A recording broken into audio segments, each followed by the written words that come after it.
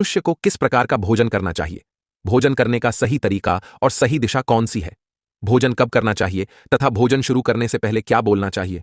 दोस्तों, एक बार की बात है, देवर्षि नारद भगवान श्री कृष्ण से मिलने के लिए द्वारिका नगरी में पधारते हैं। तब भगवान श्री कृष्ण देवर्षि नारद को देखकर उनका स्वागत करते हुए कहते हैं, आइए देवर्षि, द्वारिका में आपका स्वागत है। आज किस प्रयोजन से आप द्वारिका में पधारे हैं, अवश्य ही कोई महत्वपूर्ण समाचार लेकर आए होंगे। तब देवर्षि कहते हैं, हे प्रभु, आप सब कुछ जानते हुए भी पूछ रहे हैं। मैं आज आपके पास मेरी एक शंका का निवारण करने के लिए ही आया हूं। कृपया आप अपने इस भक्त की द्विधा को दूर कीजिए। तब श्री कृष्ण मुस्कुराते हुए कहते हैं, हे देवर्षि, मैं अवश्य जानता हूं कि आप किस कारण से दुखी हैं और आपके मन की द्विधा को भी मैं अवश्य जानता हूं। इसीलिए आपके मन में जो भी शंका है अथवा प्रश्न है, आप निसंकोच होकर पूछिए। मैं आपकी शंका का निवारण अवश्य करूंगा। देवर्षि नारद कहते हैं, हे प्रभु, मेरे मन में आज यह जानने की इच्छा है कि मनुष्य को किस प्रकार का भोजन करना चाहिए। किस प्रकार का भोजन मनुष्य की आयु बढ़ाने वाला होता है और किस प्रकार का भोजन आयु को कम करने वाला होता है। हे प्रभु, मनुष्य को भोजन किस दिशा में मुख करके करना चाहिए, भोजन करने से पूर्व कौन सा मंत्र बोलना चाहिए। कृपा करके आप मुझे इन सभी प्रश्नों के उत्तर दीजिए। तब श्री कृष्ण कहते हैं, हे देवर्षि, आज आपने समस्त मनुष्य जाति के कल्याण के लिए बहुत ही महत्वपूर्ण प्रश्न किया है। यह बात सत्य है कि मनुष्य जिस प्रकार का भोजन करता है उसी के अनुसार उसका स्वभाव, भाग्य और उसका अगला जन्म निर्धारित होता है।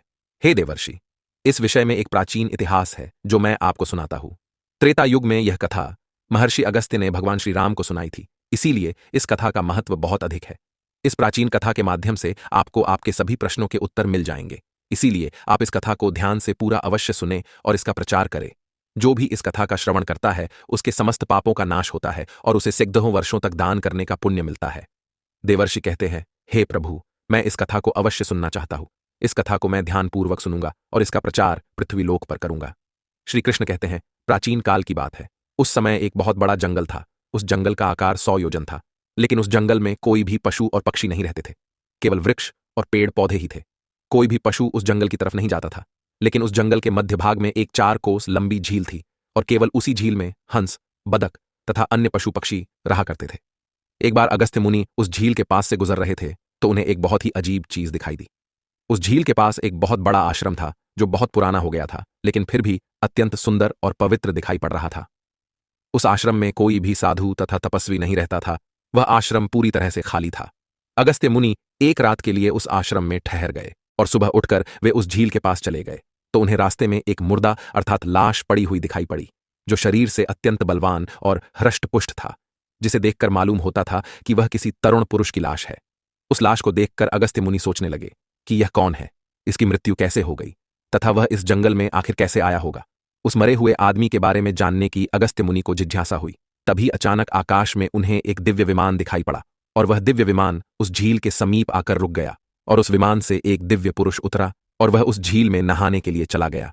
झील में नहाने के बाद वह बाहर आया और उस मुर्दे का मांस खाने लगा। उसने भर पेट उस मोटे ताजे मुर्दे का मांस खा लिया और फिर से विमान में बैठकर स्वर्ग की ओर जाने लगा। तभी अगस्त्य मुनि ने उस दिव्य पुरुष को आवाज लगाई, हे दिव्य पुरुष, तुम कौन हो? तुम देवताओं के समान दिखाई पड़ते हो, किंतु तुम्हारा भोजन बहुत घृणित है। तुम मुर्दे का मांस क्यों खा रहे हो? ऐसा भोजन भला कोई देवता कैसे कर सकता है? फिर उस स्वर्गवासी दिव्य पुरुष ने अगस्त्य मुनि की तरफ देखा और उन्हें हाथ जोड़कर प्रणाम करके कहने लगा, हे विप्रवर, आपको प्रणाम है। मैं आपको मेरी कहानी सुनाता हूं। पूर्व काल की बात है। विदर्भ देश में मेरे महायशस्वी पिता राज्य करते थे।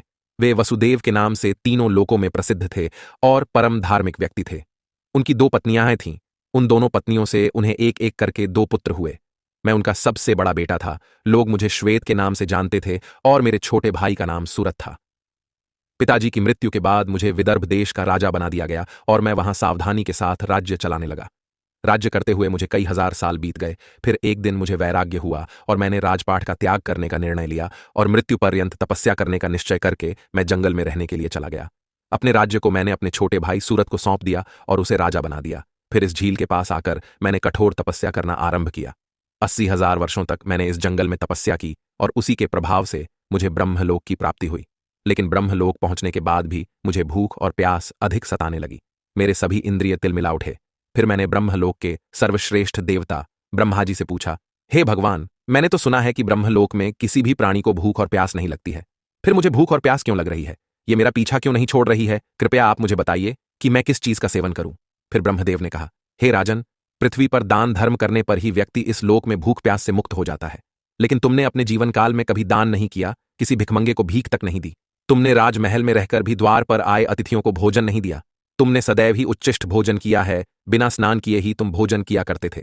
भोजन शुरू करने से पहले तुमने ईश्वर का धन्यवाद नहीं किया। स्वादिष्ट भोजन को दूसरों को दिए बिना ही तुमने उसे ग्रहण कर लिए। इसी कारण से तुम्हें यह पाप लगा है। इसीलिए तुम्हें ब्रह्मलोक में भी भूख और प्यास का कष्ट उठाना पड़ रहा है। जीवित रहते हुए तुमने अनेक प्रकार के आहारों का अकेले ही सेवन किया है। अनेक प्रकार के पकवान तुमने अकेले ही खाए हैं, दूसरों को नहीं दिए हैं, जिससे तुम्हारा शरीर तो बलवान बन गया, किंतु तुम्हारा पुण्य क्षीण हो गया। अब तुम्हारे लिए एक ही उपाय है। उस झील के पास तुम्हारा शरीर पड़ा हुआ है, तुम उसी का मांस खाकर अपनी भूख मिटाओ। ब्रह्मा जी द्वारा इस प्रकार से कहने पर राजा ने कहा, हे प्रभु, अपने शरीर का भक्षण कर लेने के पश्चात मेरा क्या होगा? उसके बाद मैं क्या खाऊंगा? मेरे खाने के लिए कुछ भी शेष नहीं रहेगा। कृपया कुछ ऐसा भोजन बताए जिसका भक्षण कर लेने पर भूख मिट जाए और जो कभी खत्म ना हो। तब ब्रह्मदेव कहते हैं, हे राजन, तुम्हारा शरीर ही मैंने अक्षय बना दिया है। उसे तुम रोज खाओगे फिर भी यह समाप्त नहीं होगा। वह दूसरे दिन फिर से ताजा हो जाएगा। इस मृत शरीर के अंग फिर से उग आएंगे और उन्हें तुम फिर खा सकोगे। और जब तुम अपने शरीर का मांस खाते हुए 100 वर्ष बीत जाएंगे, उसके बाद तुम्हारे इसी जंगल में एक दिन महर्षि अगस्त्य पधारेंगे और उन्हीं के द्वारा तुम इस पाप से मुक्ति पा सकोगे। इस प्रकार से राजा ने सारी हकीकत महर्षि अगस्त्य को बता दी और कहने लगे, हे विप्रवर, मेरा शरीर कभी नष्ट नहीं होता है और मैं रोज आकर अपने शरीर का मांस खाता हूं। न जाने कब मुनि अगस्त्य यहां पर पधारेंगे और मुझे इस कष्ट से मुक्ति दिलाएंगे। ऐसा सोचते हुए मुझे 100 वर्ष बीत चुके हैं और मैं आज भी उनकी राह देख रहा हूं। राजा श्वेत का इस प्रकार से कथन सुनकर महर्षि अगस्त्य बोले, अच्छा, तो तुम्हारे सौभाग्य से मैं यहां पर आया हूं। मैं ही मुनि अगस्त्य हूं, और बोलो मैं तुम्हारी किस प्रकार से सहायता कर सकता हूं। तब राजा अत्यंत प्रसन्न हुए और जमीन पर लेटकर महर्षि अगस्त्य के चरणों को वंदन करने लगे। राजा श्वेत बोले, हे मुनि, कृपया आप मुझे इस घृणित आहार से मुक्त कीजिए तथा जिस पाप के कारण मुझे ये प्राप्त हुआ है उस पाप से भी मुझे मुक्त कीजिए, जिससे मुझे अक्षय लोक की प्राप्ति हो सके। हे ऋषि, मैं आपको ये दिव्य आभूषण भेंट करता हूं, कृपया आप मुझ पर कृपा करें।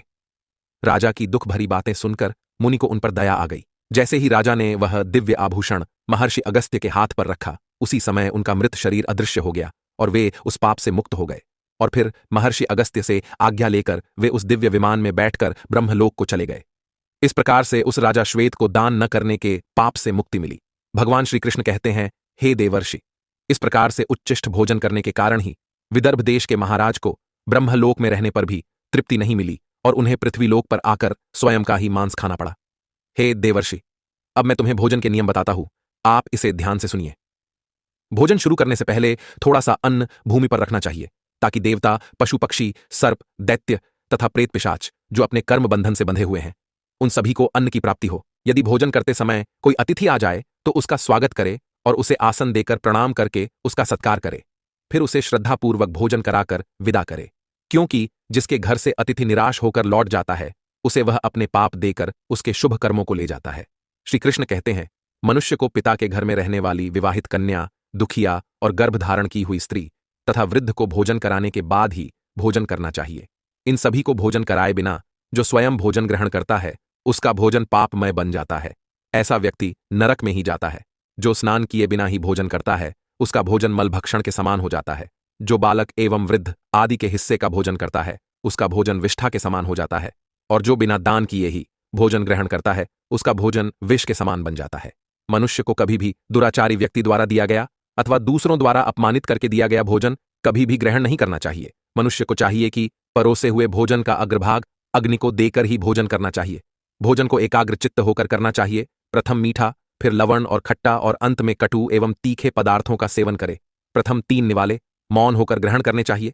ऐसा करने से व्यक्ति के सभी पाप कर्म तुरंत नष्ट हो जाते हैं और भगवान की कृपा से उसे जीवन भर कभी अन्न की कमी महसूस नहीं होगी। श्री कृष्ण कहते हैं, पूर्व दिशा में बैठकर भोजन करने से व्यक्ति रोगों से और मानसिक तनाव से मुक्त हो जाता है।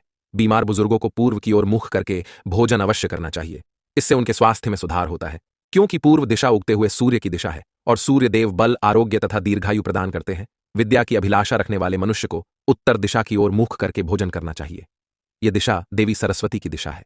ध्यान रहे, दक्षिण दिशा की ओर मुख करके भोजन न करे, यह मृत्यु की दिशा होती है। इस दिशा में मुख करके भोजन करने से आयु कम होती है।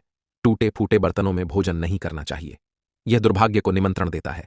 भोजन हमेशा स्वच्छ थाली में ही करना चाहिए। गंदी थाली में भोजन करने से जीवन में दुर्भाग्य आता है। एकादशी के दिन तामसिक अन्न का सेवन न करे। जो मनुष्य एकादशी के दिन तामसिक अन्न अर्थात मांस का सेवन करता है, लक्ष्मी उसे छोड़कर चली जाती है। भोजन का अपव्यय करना अनर्थ माना गया है, इसीलिए थाली में जितना आवश्यक हो उतना ही भोजन ले। अगर कोई व्यक्ति साथ में भोजन कर रहा हो तो उसका भोजन समाप्त होने तक उठकर नहीं जाना चाहिए, इससे पितृदेव नाराज हो जाते हैं। भोजन के बाद थाली में हाथ धोना अनुचित माना गया है। थाली में हाथ धोने से अन्न का अपमान होता है। भोजन के बाद थाली में हाथ धोने वाले लोग नीच योनि में जन्म लेते हैं। सबसे महत्वपूर्ण बात ध्यान रहे कि व्यक्ति को बिस्तर पर बैठकर कतई भोजन नहीं करना चाहिए। ऐसा करने से व्यक्ति कई प्रकार के रोगों से ग्रसित हो सकता है। भोजन केवल जमीन पर आसन बिछाकर उस पर बैठकर ही करना चाहिए। भोजन करते समय दिशाओं का ध्यान रखना बहुत ही आवश्यक होता है। यदि गलत दिशा में बैठकर अथवा गलत दिशा में मुख करके भोजन करने से व्यक्ति को उसके अनिष्टकारक परिणाम प्राप्त होते हैं। भगवान श्री कृष्ण कहते हैं, जिस भोजन के ऊपर से कोई पैर रखकर चला गया हो अथवा कोई व्यक्ति भोजन को लांघ कर गया हो तो ऐसे भोजन को कभी खाना नहीं चाहिए। ऐसा भोजन अशुद्ध हो जाता है। ऐसे भोजन को पशुओं को खिला देना चाहिए।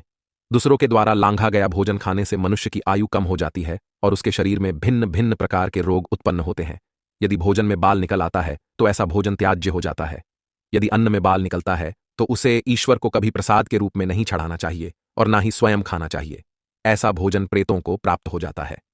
श्री कृष्ण कहते हैं, मनुष्य को दूसरों के लिए परोसा हुआ भोजन भी नहीं खाना चाहिए।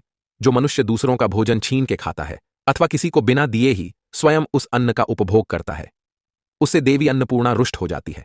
भोजन सभी में बांटकर खाना चाहिए। दूसरों के हिस्से का भोजन करने से मनुष्य के पुण्य कर्म नष्ट हो जाते हैं। पवित्र आसन पर बैठकर अपने पैरों को भूमि पर रखकर पूर्व की ओर सूर्याभिमुख होकर अन्न ग्रहण करना ही सर्वोत्तम माना गया है। पूर्वाभिमुख होकर भोजन करने से यश की प्राप्ति होती है और उत्तर की ओर मुख करके भोजन करने से सत्य की प्राप्ति होती है। दोनों हाथ, दोनों पैर तथा मुख को पानी से धोकर ही भोजन करना चाहिए। भोजन के पात्र को भूमि पर रखकर अन्न ग्रहण करना ही सर्वश्रेष्ठ माना गया है। शास्त्रों में इस प्रकार के भोजन को उपवास के समान बताया गया है। मनुष्य को क्रोध रहित होकर भोजन करना चाहिए। क्रोध की अवस्था में भोजन करने से भोजन का अपमान होता है और कई व्याधियां उत्पन्न होती है। यदि चित्त कहीं और हो तब भी भोजन नहीं करना चाहिए और गुस्से से भरे मन से भी भोजन करना अशुभ होता है। जो जूते पहनकर भोजन करता है, इस प्रकार के भोजन को आसुरी भोजन कहा गया है। ठीक मध्यरात्रि में, ठीक मध्याह्न होने पर भी भोजन करना अशुभ माना